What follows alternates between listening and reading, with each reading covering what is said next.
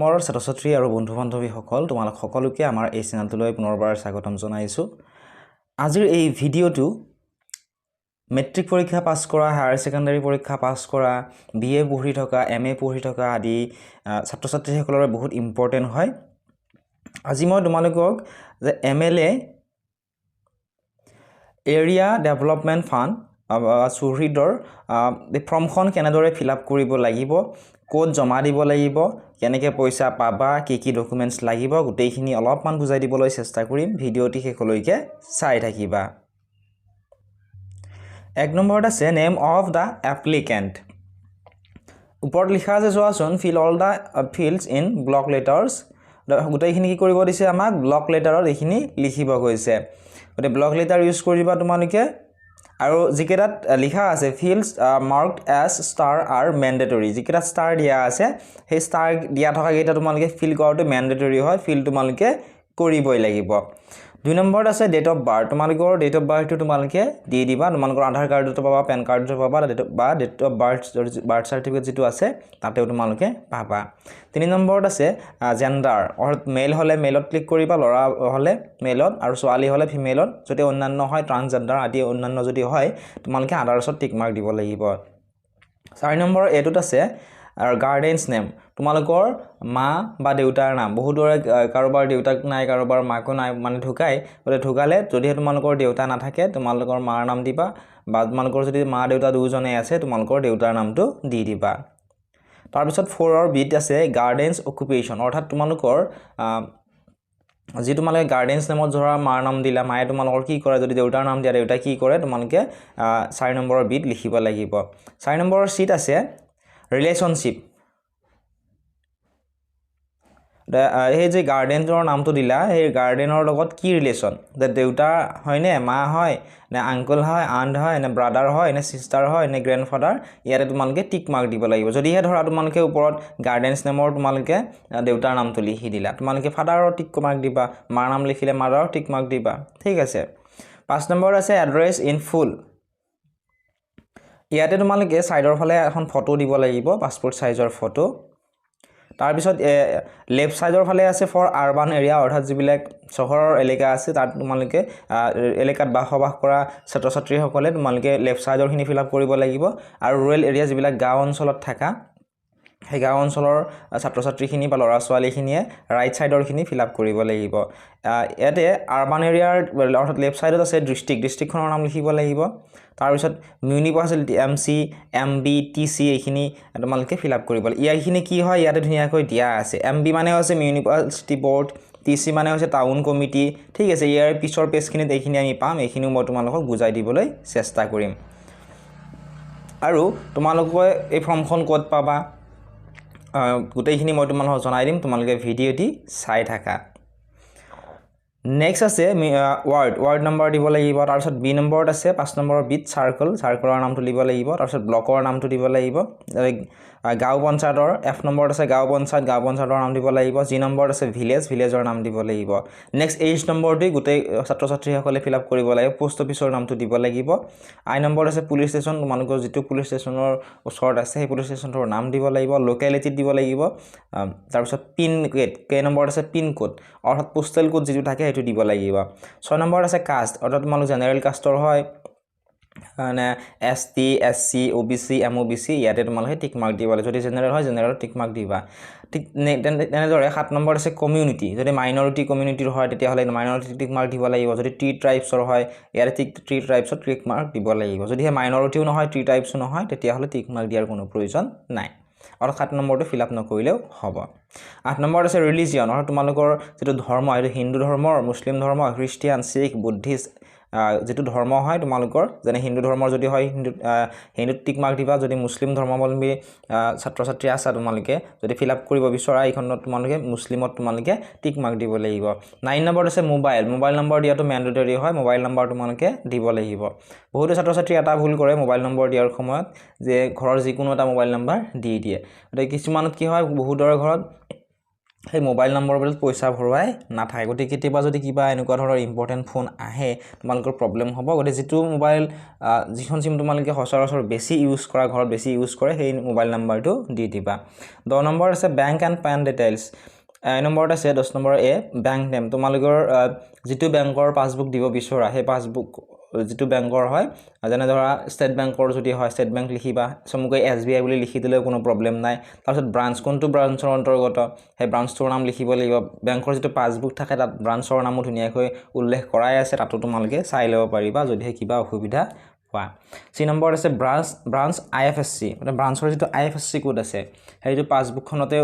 ওপৰৰ ফ্ৰণ্টৰ পেজটোত থাকে বা ইণ্টাৰনেটত সাৰ্চ কৰি তোমালোকে দিব পাৰিবা কিন্তু শুদ্ধ কৰি দিব লাগিব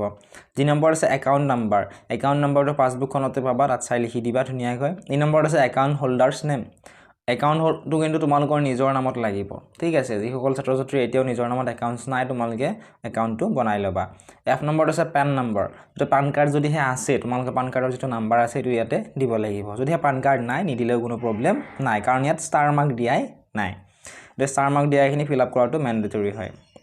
11 নম্বৰ আছে এডুকেশ্যন ডিটেইলছ এই নম্বৰ আছে কোৱালিফিকেশ্যন অফ দ্য বেনিফিচিয়াৰী তো কোৱালিফিকেশ্যন তোমালোকে লিখিব লাগিব মেট্ৰিক পাছ নেকি next details of course for which benefits is sought for আৰু কোৰ্ছ টাইপ যদি মেট্ৰিক পৰীক্ষা পাছ কৰিছা HSLC টিক মাৰ্ক দিবা যদি হায়াৰ ছেকেণ্ডাৰী পাছ কৰিছা HSSLC টিক মাৰ্ক দিবা যদি আণ্ডাৰ গ্ৰেজুৱেট হয় আণ্ডাৰ গ্ৰেজুৱেটত টিক মাৰ্ক দিবা অৰ্থাৎ যদি তোমালোকে BA পঢ়ি আছা এনেকুৱা ধৰণৰ যদি পোষ্ট গ্ৰেজুৱেট হয় তোমালোকে পোষ্ট গ্ৰেজুৱেট টিক মাৰ্ক দিবা ভোকেশ্যনেল যদি হয় এতিয়া PG UG ভোকেশ্যনেল ডিপ্ল'মা এইখিনি কি হয় ইয়াতে ধুনীয়াকৈ দিয়া আছে ঠিক আছে চোৱাচোন ইয়াতে 11 নম্বৰৰ বিট আছে HSLC ক্লাছ 10 HSLC ক্লাছ 11 12 যিসকল ছাত্ৰ ছাত্ৰী পঢ়ি আছা তোমালোকে HSSLC তোমালোকে টিক মাৰ্ক দিব লাগে UG তোমালোকৰ অন্তৰ্গত হয় কোৰ্চেছসমূহ BSc BCom BA BTech BE BCA BBA MBBS etc post গ্ৰেজুৱেটৰ গ্ৰেজুৱেট মানে হৈছে MSc MCom MA MTech ME MCA MBA etc vocational আছে ভোকেশ্যনেল হৈছে ITI BVoc etc ডিপ্ল'মা হৈছে চাৰ্টিফিকেট কোৰ্চেছ যেনে ধৰক কম্পিউটাৰ যিবিলাক চাৰ্টিফিকেটৰ কোৰ্চ থাকে PGDCA PGDM etc আদিবিলাক ঠিক আছে ইয়াতে চাই তোমালোকে কি পঢ়ি আছা সেই হিচাপত তোমালোকে ইয়াতে তোমালোকে লিখিবা আশা কৰিছোঁ তোমালোকে বুজি পাইছা যদি বুজি পাইছা ভিডিঅ'টি লাইক কৰি দিয়াৰ লগতে তোমাৰ বন্ধু বান্ধৱীসকলৰ লগত শ্বেয়াৰ কৰি দিবলৈ নাপাহৰিবা নেক্সট চোৱা সি নম্বৰ আছে কোৰ্চ নেম তোমালোকে কোনটো কোৰ্চ লৈছা এই কোৰ্চ নামটোত 11 নম্বৰ সিট তোমালোকে লিখিব লাগিব ডি নম্বৰ আছে name of address and institution address of the institution গতিকে নাম আৰু এড্ৰেছটো দিব লাগিব ইনষ্টিটিউশ্যনখনৰ যিখন তোমালোকে কলেজত হওক বা স্কুলত তোমালোকে যিখনত পঢ়ি আছা সেই স্কুল কলেজখনৰ নামটো দিব লাগিব ই নম্বৰত আছে date of admission into the course যিটো কোৰ্চ তোমালোকে কৰি আছা সেই কোৰ্চটোৰ যেতিয়া তোমালোকে এডমিশ্যন লৈছিলা সেই এডমিশ্যন লোৱা ডেটটো ইয়াতে দিব লাগিব 12 নম্বৰত আছে whether our family members of the beneficiary is a government employee অৰ্থাৎ তোমালোকৰ ফেমিলিত কোনোবা গভৰ্ণমেণ্ট চৰকাৰী কৰা কোনোবা আছে নেকি যদি আছে এইছত টিক মাৰ্ক দিবা যদি নাই নো টিক মাৰ্ক দিবা পাৰিলে তোমালোকে নোটে টিক মাৰ্ক দিবা যদি আছেও তোমালোকৰ তেতিয়াহ'লে নোট টিক মাৰ্ক দিবা কাৰণ ইয়েছত টিক মাৰ্ক দিলে ইয়াৰে যিটো পইচা পোৱাৰ সম্ভাৱনাটো কম থাকে 13 নম্বৰত আছে whether any government aid is received earlier under any head if yes please give details গতিকে ইয়াতে তোমালোকে নো কৰি দিবা ঠিক আছে 14 নম্বৰত আছে ID proof type ID proof কি লাগিব চোৱা ইয়াতে ধুনীয়াকৈ দিয়া আছে 14 নম্বৰত ID proofত তোমালোকে দিব পৰা PAN card passport voter ID driving licence NR EGA job card photo ID issued by recognized educational institution certified of identity having photo issued by gazetted officer address card having name and photo issued by department of post ইয়াৰ যিকোনো এটা তোমালোকে valid ID proof ইয়াতে দিব পাৰিবা ইয়াৰ ভিতৰত যিকোনো এটা ওতে ID proof টাইপ ইয়াতে তোমালোকে যদি পান কাৰ্ড আছে পান কাৰ্ড বুলি লিখি দিলা তাৰ পিছত 14 ৰ বিট আছে ID নাম্বাৰ পান কাৰ্ডৰ যিটো নাম্বাৰ থাকে পান কাৰ্ডখনত নাম্বাৰ এটা পাবা সেই নাম্বাৰটো দিব লাগিব সি নম্বৰ আছে নেম অন ID সেই যিখন ID আছে ID খনত যিটো নাম আছে সেই নামটো শুদ্ধকৈ চাই লিখি দিবা 15 নম্বৰত আছে enrolment in Aadhaar Aadhaar card আছে নে নাই সুধিছে যদি আছে তোমালোকে ইয়েছত টিক মাৰ্ক দিবা যদি নাই নো টিক মাৰ্ক দিবা আৰু কৈছে যে if yes provide Aadhaar number যদি তোমালোকৰ আধাৰ কাৰ্ড আছে তেতিয়াহ'লে আধাৰ কাৰ্ডৰ নাম্বাৰটো ইয়াতে দিব লাগিব 16 নম্বৰত আছে signature of the head of the institution with seal তোমালোকৰ যিটো ইনষ্টিটিউশ্যনত তোমালোকে পঢ়ি আছা ইনষ্টিটিউশ্যনৰ হেডজনৰ তোমালোকে ইয়াত সিল আৰু সিগনেচাৰটো ল'ব লাগিব তলত তাৰ তোমালোকে তাৰিখটো লিখিব লাগিব 17 নম্বৰ আছে recommendation of the MLA concerned with seal amount recommended এইখিনি ফিল আপ কৰাৰ পিছত বহুতে সুধিছিলে যে অফলাইন হ'ব নে অনলাইন তো এইখিনি তোমালোকৰ MLA ৰ ওচৰত গৈ এই ফৰ্মখন তোমালোকে জমা দিব লাগিব নেক্সট আছে declaration 1 number is I hereby declare that the information provided above is true to the best of my knowledge. 2 number is said I hereby allow the uses of my Aadhaar data for official purposes. তাৰলত তোমালোকৰ আছে ডেটটো তোমালোকে দিব লাগিব যেটো তোমালোকে submit কৰিবা তাৰপিছত প্লেস তোমালোকৰ ঠাইখনৰ নাম দিব লাগিব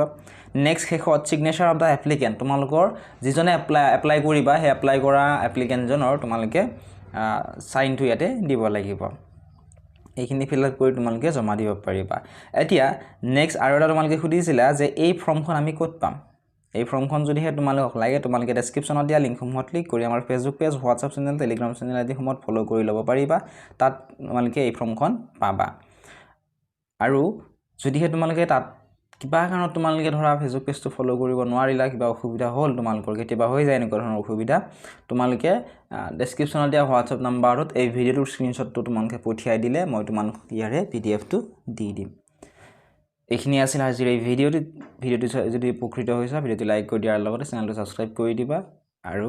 তোমাৰ বন্ধু বান্ধৱীসকলৰ লগত শ্বেয়াৰ কৰি দিবলৈ নাপাহৰিবা ফেসবুক পেজত চাই আছে যদি ফেসবুক পেজটি ফলো কৰি দিবা